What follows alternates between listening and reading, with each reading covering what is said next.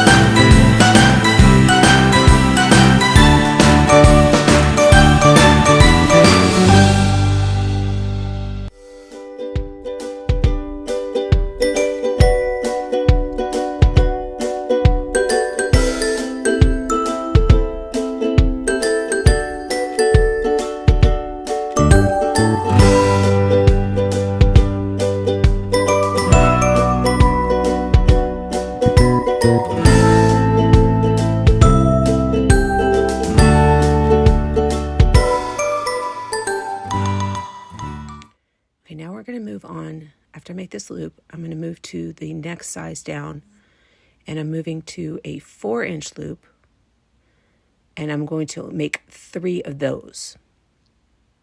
So I find the 4, and then I'm going to make them, 3 on each side.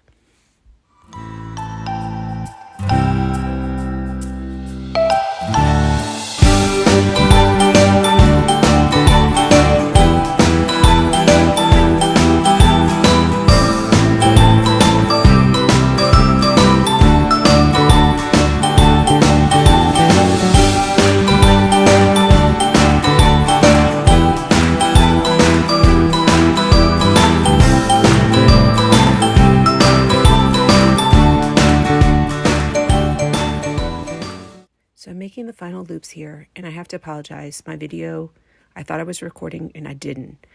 I add a zip tie through the center of this bow. So it turns out like this after I've zip tied it, and I make another tail, which is 9 inches. My video did not go, and then didn't have a way to go back and re-record it. But now I'm just going to fluff out these loops in making my bow. And I kind of pull them in different directions and spread them out around one half of the bow. So it fluffs it up. And then I'll do the same on the other side.